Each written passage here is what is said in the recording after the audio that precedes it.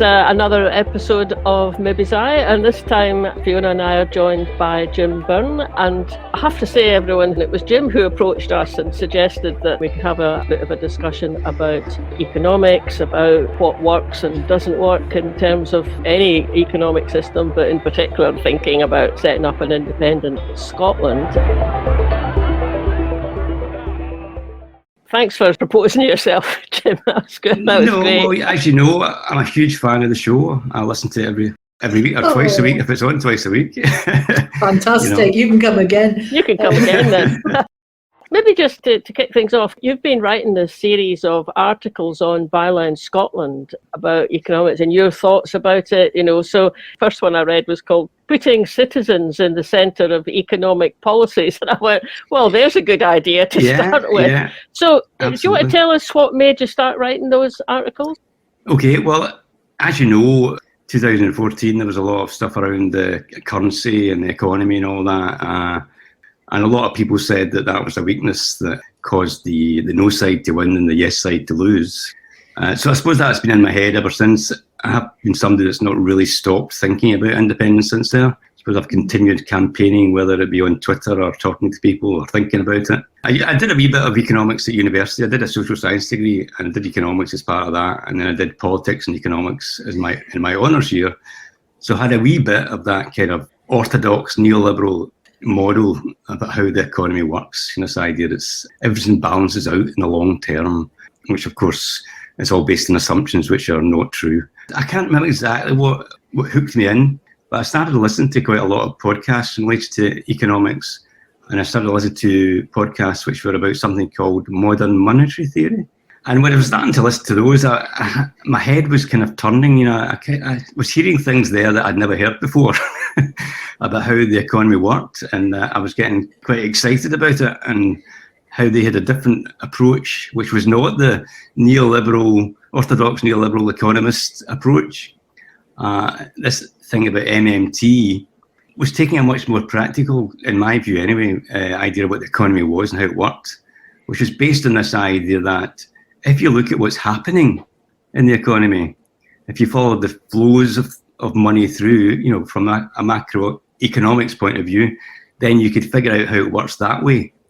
So instead of having a big model which teaches you what you can expect when you pull one lever and something else somewhere else in the economy does something, you put interest rates up, what does that mean? Well, our model says it means this. As you know, the banks have been using that model recently by putting up the interest rates, thinking that will bring down inflation, despite the fact that there's no evidence that it will. There are other causes for inflation, aren't they? And we're probably in the grip of them more at the moment. Well, the neoliberal model will tell you that if you put up interest rates, that'll stop people spending money in the economy. And it's because there's too much money chasing too few goods that puts up inflation. Well, of course, nobody's spending any money, and there's no evidence that people are spending any money more than normal. So that's clearly not why inflation's going up. But why inflation's going up is pretty obvious to everybody. It's because there's a war.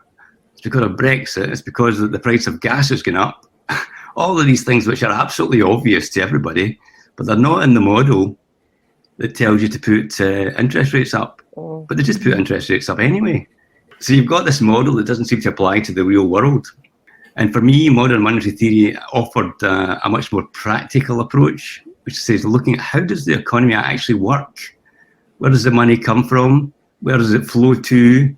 If you can follow these flows, then you get a sense of how the economy is working in practice, and then you can extrapolate from that, and say things from that are entirely different from what you would have said if you were basing it on this model.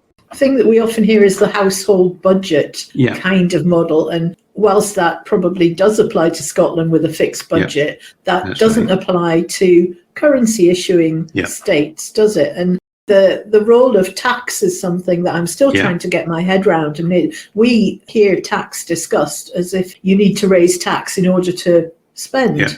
But under modern monetary theory, that's not necessarily as straightforward as that, is it? Modern monetary theory is looking at the economy and saying, well, for example, where does money come from? So that would be a simple question. Where does the money come from? Well, all the money tends to come from governments they spend money into the economy. That's not actually controversial. That's just the way it works. If you were to look at the papers by the central bank in England, they will tell you that that's the case. They spend money into the economy, and that's where the money comes from.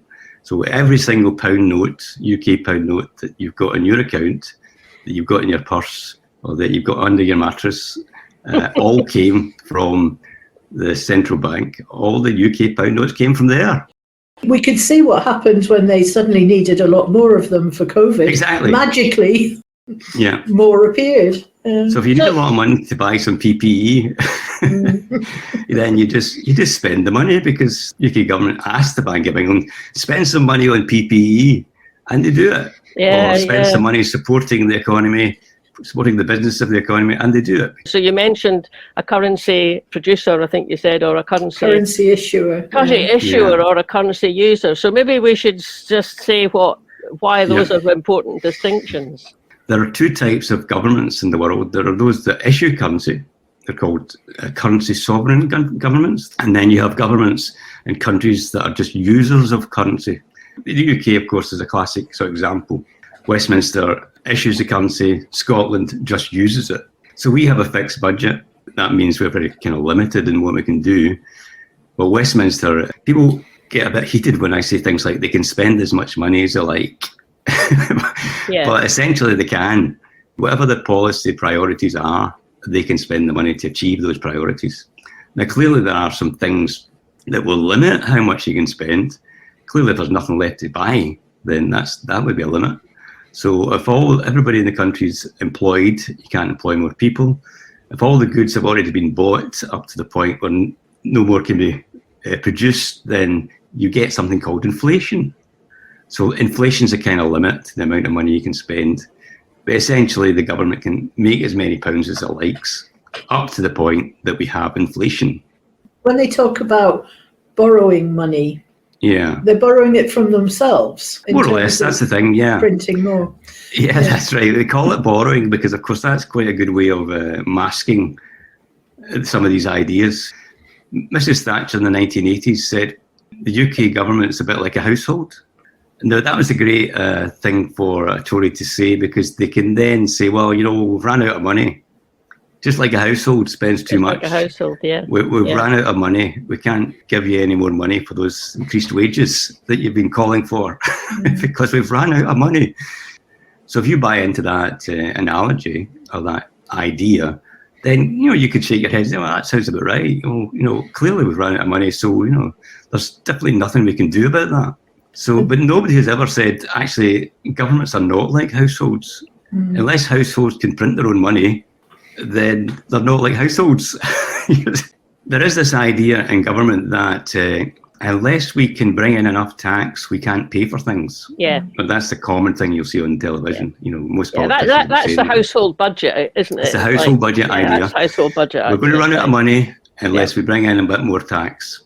And again, when the government spends money into the economy, so we've now got money in our pockets, and then we give them some of it back in our taxes. Right, so we are giving them money that they gave us back in our taxes, but the government made the money in the first place. So how come our taxes are the things that they need to spend on the health service, to spend on whatever it is, a new bridge or PPE, when it's them that made the money in the first place, that put into our pockets, and then we gave them it back? During the war, you heard this thing called war bonds. Right, we need to raise some money to make arms for the war and all that kind of stuff. And what we're going to do is we're going to sell some government bonds. You're going to buy them, and that'll help us to raise money so that we can fund the war. So that's the story, which people think, oh, we're giving the government money, but actually that's not why they were doing it. They were doing it to reduce inflation.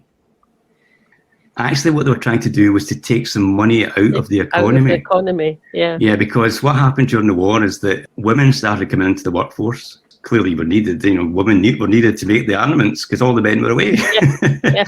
And we had something called full employment, So lots and lots more people were getting paid, and those lots and lots of more people were spending their money, and that was driving up inflation. So Keynes and his crew thought, oh, okay, how do we reduce inflation? Well, we need to take some of the money out of the economy. How can we convince people not to spend? Well, we don't need to do that. All we can say is help the war effort by buying some government bonds. That'll take some money out of the economy. That'll reduce the inflation.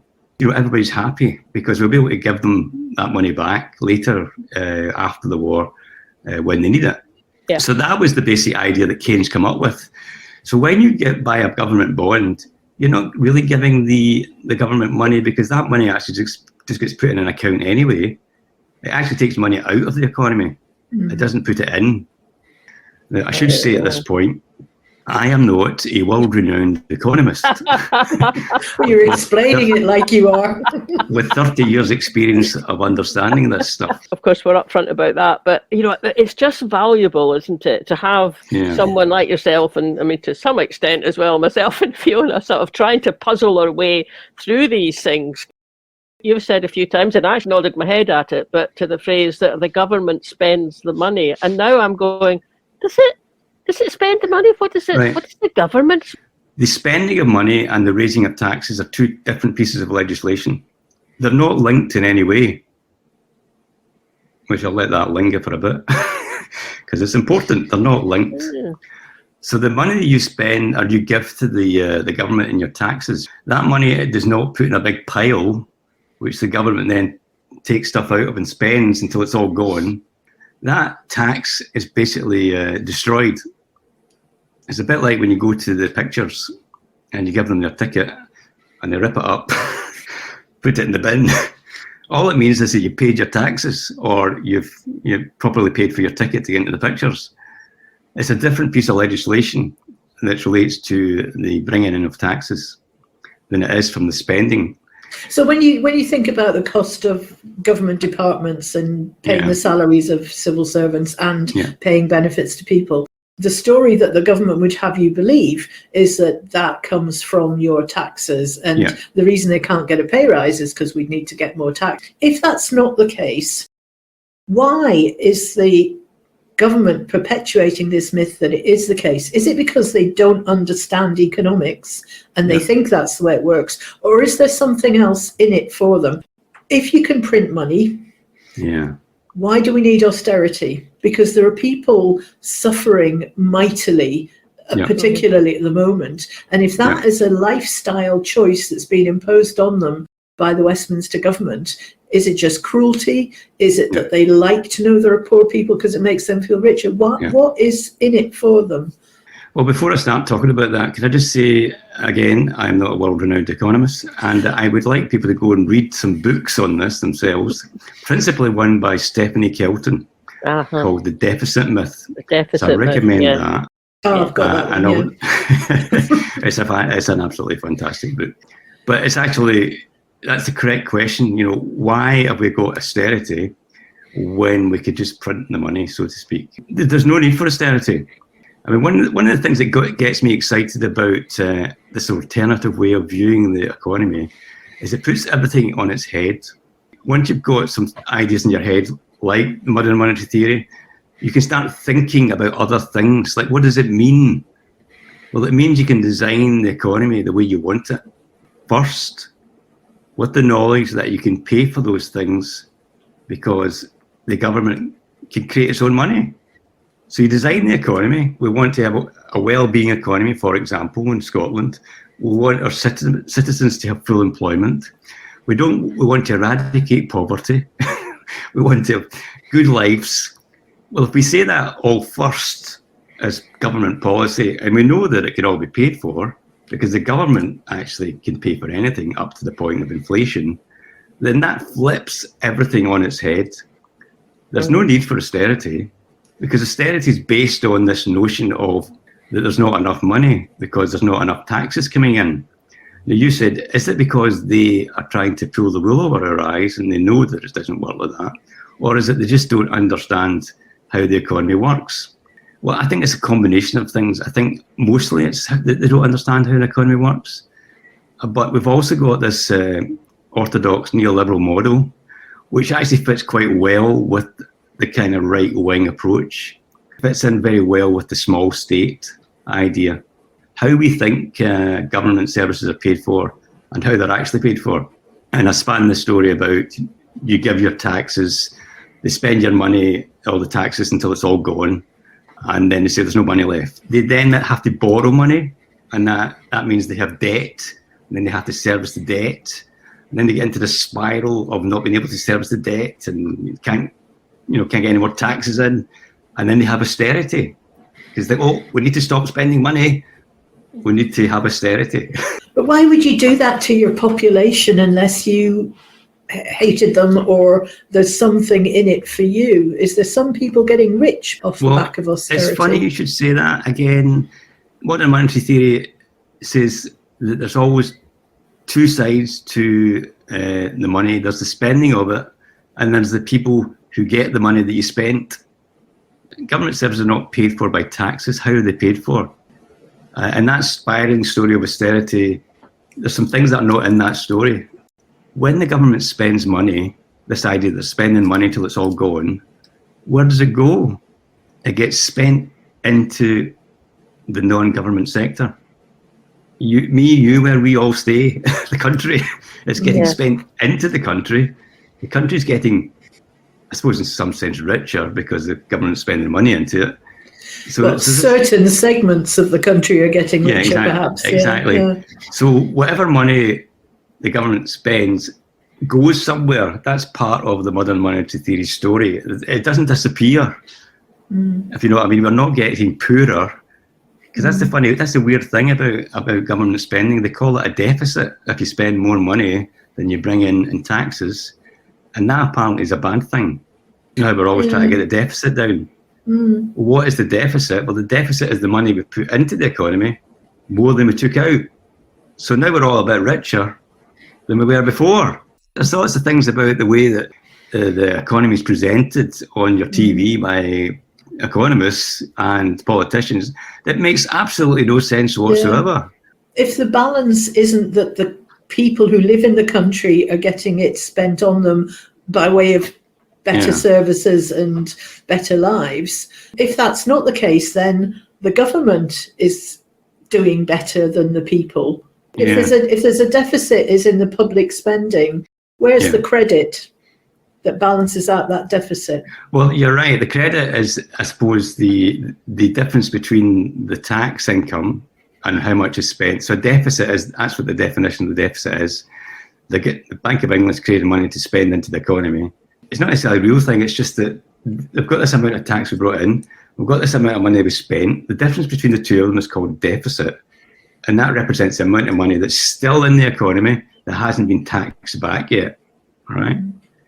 If we think, well, what is a surplus? Right, a surplus is when less money was spent into the economy than was brought in taxes, right? So now the main non-government sector is poorer. So when you're poorer, that's austerity. When you're poorer, you tend to have a depression in the economy. And why does the far right, or the right, as we call them these days, want that to be the case? Because we've just seen that election in Finland where a more right-wing government got in. And as I understand it, a lot of the reason for that was because they focused on the national debt and got to pay it down. Now they pay in euros, so they aren't currency issuers, they're currency users. So maybe that's the difference. But I never quite understand where is the benefit in treating people badly via austerity. You believe in the small state, right? Which tends to be a right-wing kind of idea, is that we'll have a small state and government is bad, the market is good, right? So let's not have any kind of government intervention because that would upset the neoliberal model, which is one of balance. If you let the market do its thing, everything balances out and it's all for the good. If you've got the idea in your head, everything must be paid for by taxes.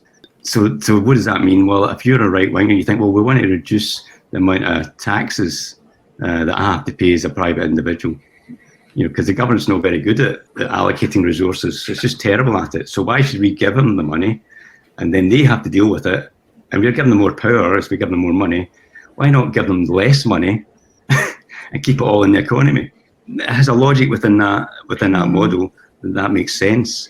I mean, it must matter where in the economy it ends up, doesn't it? I mean, it does. If it ends up in, profits for, a manufacturer or some sort of business, and I'm not meaning that there's profits a dirty word particularly. I mean, nothing wrong with profits, but then what do you do with the profits? So if the profits mostly end up in the bank account of the shareholders, but not say put into R&D or not put into expanding and making more jobs or giving back. So it must matter where it ends up in the economy, because the one thing that's really awful when you look at the difference between high and low incomes and inequality in countries these days, well, particularly the UK, it's massive, the difference between the lower paid and where all the wealth is. One of the things about MMT that people say is, well, Jim, if the government can make money themselves, why do you bother taxing people in the first place?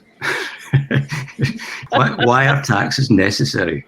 So then you would turn to Richard Murphy and he would explain it to you, and he would say something along the lines of, well, we need to have taxes because that legitimizes the money in the first place, the currency in the first place. Taxes are very useful for all sorts of things, and one of them it's very useful for is redistribution of wealth. Yeah. And often the very wealthy don't actually spend their money. They've already got the car and the... So what you need is a progressive tax system where you tax the very wealthy in a much higher rate than you tax the people at the bottom who are very poor, which is not what the UK has traditionally had. The people who suffer with tax are always the poorest people. Yeah, it's a much bigger percentage of their income than exactly. They spend their money, whereas the rich don't. So tax is very useful in the economy, even from an MMT perspective, because you can use it to redistribute wealth. You can make the folk who are poorer less poor, and the folk that are rich less rich, and have less inequality in your economy. So tax is very useful for that. You can use tax to make things that are bad for people more expensive. So you can nudge behaviour. Like the minimum alcohol price. Yes, exactly. Yeah. So tax is a very useful tool. One of the things that Fiona and I were chatting about, I don't think there's any countries that are running themselves using that MMT theory, and it doesn't seem like Scottish Government at the moment are particularly keen on it either. Stephanie Kelton and Warren Mosler. Warren Mosler is kind of the inventor, I suppose, in some sense, brought all the ideas together and called it MMT. He was the man. And he was originally a bond trader, one of these folk that basically was in that kind of high finance world. And it was through all his work that all the realizations came for him that the economy didn't work the way that people were saying it worked. I mentioned Stephen Hale because he said MMT was the first time a new idea or a new paradigm had come along since the 1930s.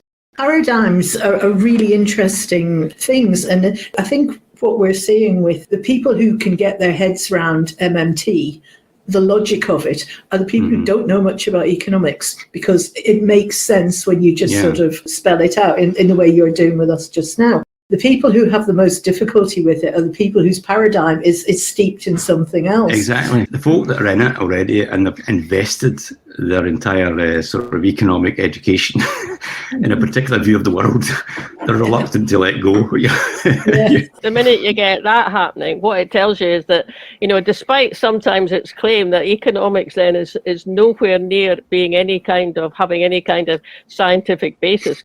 Let's say we've got to the point where we've had a referendum. I mean, God knows how that's actually going to happen. But say we've done it and yes has come through, and we're thinking about how to run our new independent nation. It's not independent yet, but there'll be negotiations and there'll be a few years, but then it will be. So, have you got any sense of how you would think that this sort of modern monetary theory could be applied? Absolutely. A bit more specifically in Scotland? Yeah, absolutely. Well, the first thing you need to have is your own currency. Yeah. When we were talking earlier on, you've got countries who are using other people's currencies, which is incredibly dangerous, because every time you borrow money from another country, that is real debt. So we need our own currency. We set up our own central bank. We set up our own currency as quickly as possible. We then design the economy to benefit the citizens of Scotland. I suppose you could call it a well-being economy, which obviously you need to do a wee bit of thinking, because we want to do it without damaging the environment. That's part of it. Yeah. So you're designing an economy which benefits the people in the country, doesn't damage the environment. And I suppose there are people who are experts in the well-being economy. I would call upon them. We certainly wouldn't be designing Scotland, or in my opinion, the way that the UK is currently being run. No. I mean, this was part of the problem I had with the Growth Commission. We're just adopting everything that was already happening down in Westminster to produce a Scotland that was a small version of what was already going on. Yeah, there's no point in independence unless it's different. What's the point of that? Yeah. I mean, one of the things about MMT is it says that it should not be about economic levers. We should not be worrying about inflation figures, deficit figures, which are always kind of made up anyway. The idea that a country should all have a 3% deficit is just a made up figure anyway. So these kind of indicators should not be things that we are worrying about. We should be thinking, what do we want to do as a country? Yeah. How do we want our people to live? Do we want a 3-day week, for example? Do we want a basic income? Do we want full employment? Full employment, but only 3 days a week. That seems like a full good employment, balance. only 3 days a week. We'd be so creative. Imagine what Exactly. we do. Do we want sort of enforced enjoyment? Well, yeah, it's just amazing. I mean, when you start thinking that like that through, it's incredible. It's the kind of possibilities, and you could think, well, we've come up with a few already, but there could be. Do we want half our land to be owned by 500 people? No. Exactly. Well, we'll do something about that. How are we going to look after our highlands and islands?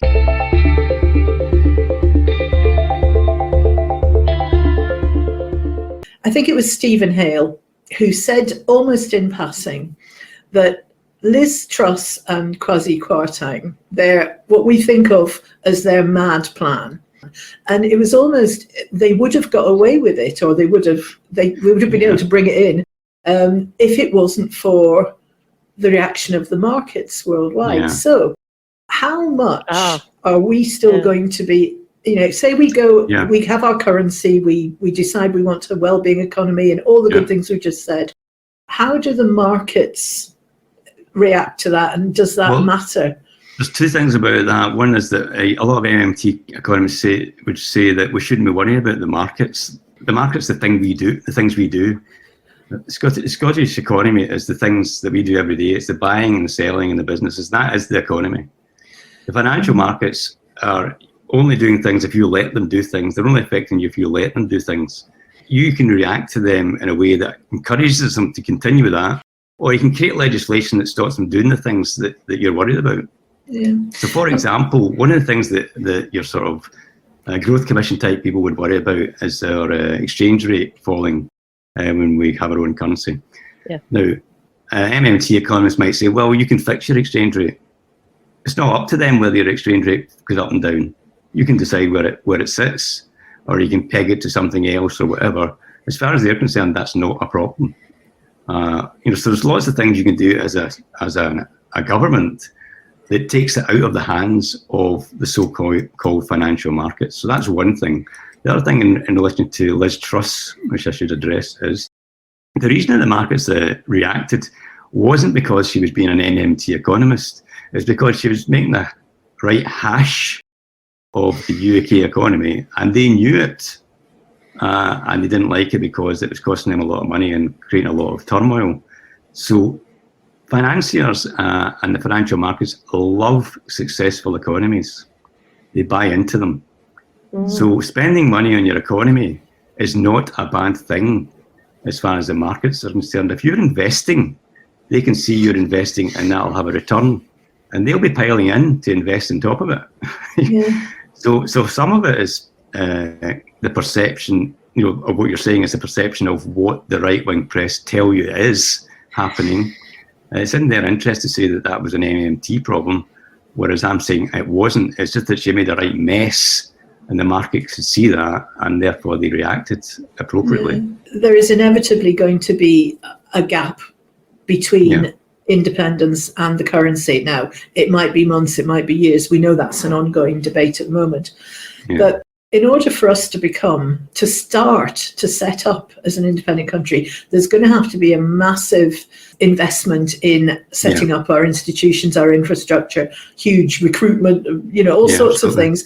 If we cannot borrow, what do we do in that interim period before we have our currency and then we can produce the money? Because we know we've got the resources to back it coming out of our ears. But it just strikes me, if it's going to take, say it was a year for argument's sake, if it takes a year to set that up, how do we make any progress during that year without those borrowing powers? It's always chicken and egg, I think. Is that a silly thing to worry about?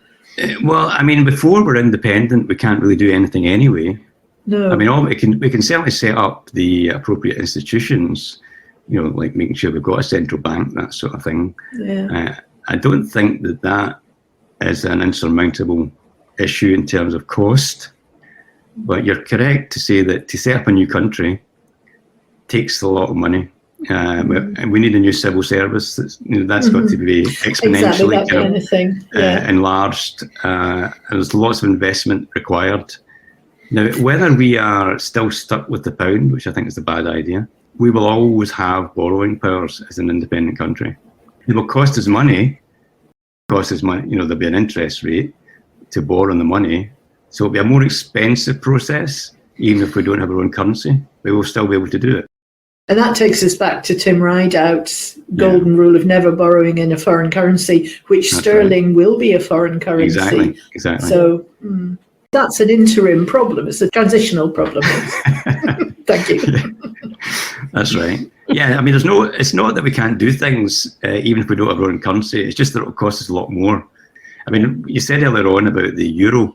I mean, one of the things about the euro is that if you're stuck in the euro, you don't have the flexibility to do all the things that you want to do as a country within the euro.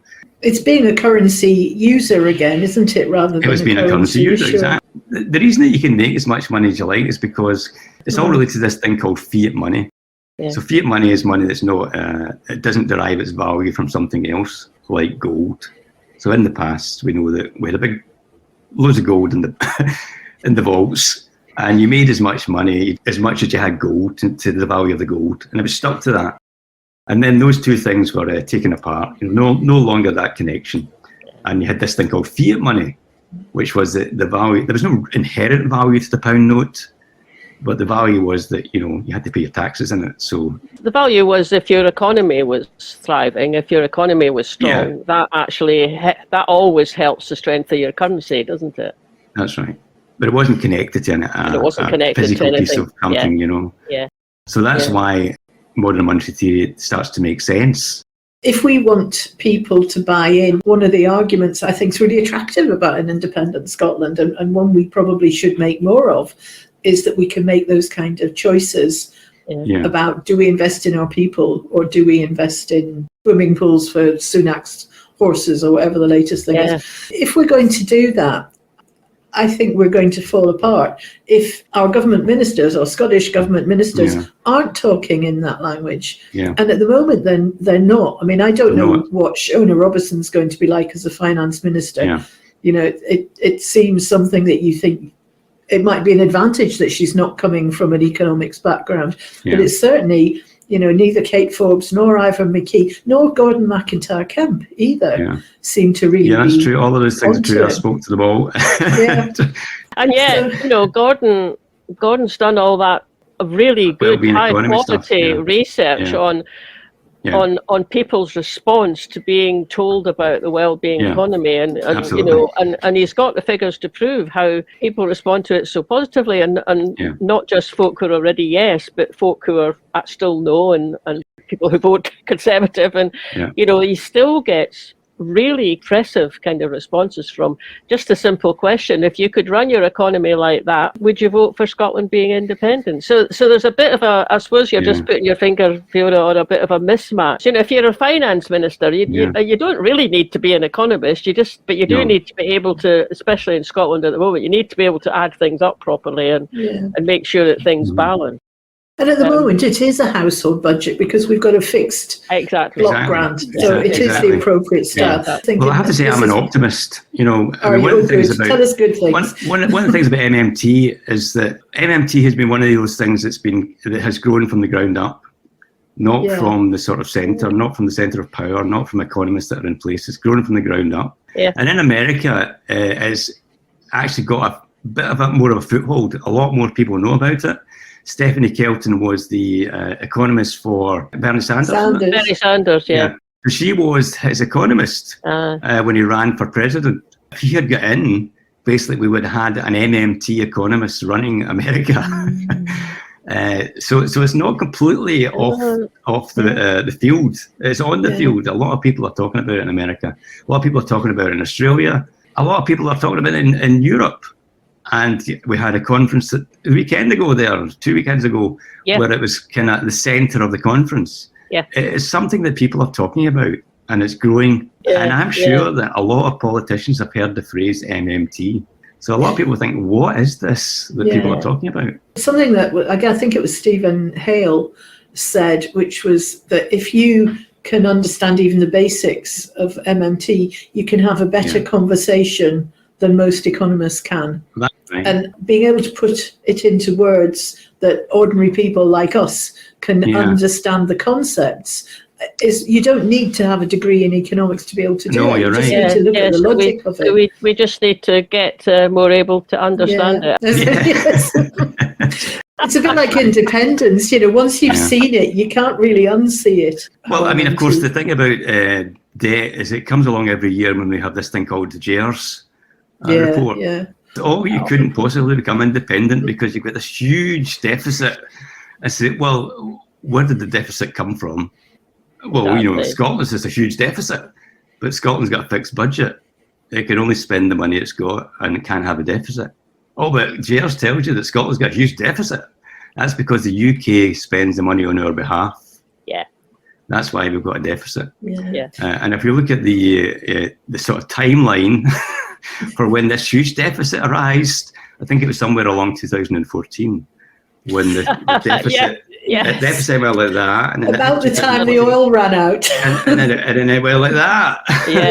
So we've now got this huge deficit, which is money spent on our behalf. I was always going to vote yes in 2014, but I also had a look at how rich we were as a country, and it doesn't take you long to discover that we're probably about at least the 25th or even 30th richest country in the world. I think it was 14th at the time. And yes, exactly. And the French TV news were telling folk in France that while we were having a referendum campaign, although no one. But at the same time, what I did was I went in.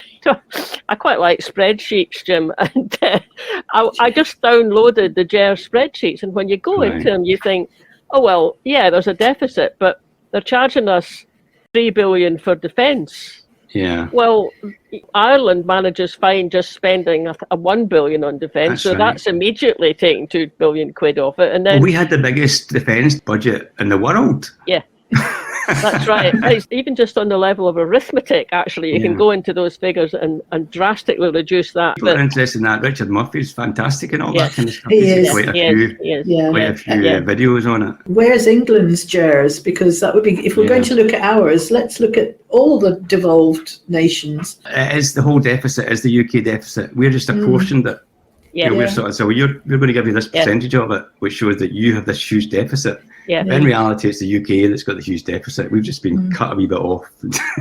Anyway, it's been great chatting to you. It's been really interesting. Really, just kind of sitting here, actually, I was quite struck when you said you're an optimist about it, Jim. And, I mean, because even when we did that little bit of, blue sky ideas earlier, I mean, it's so uplifting and it's so kind of positive and I think empowering. That's what we need more. I think I heard somebody on the podcast. It was an English economist. He was talking about Scotland, and one of the things he said was Scotland doesn't need any more figures. What it needs is people to get sort of worked up, get emotional about independence. And I thought, he's quite right. Yeah, exactly. All these figures and JERS and all that, it's all depressing. On one of Leslie Ruddock's, nation films, I'm pretty certain it was the Icelandic one.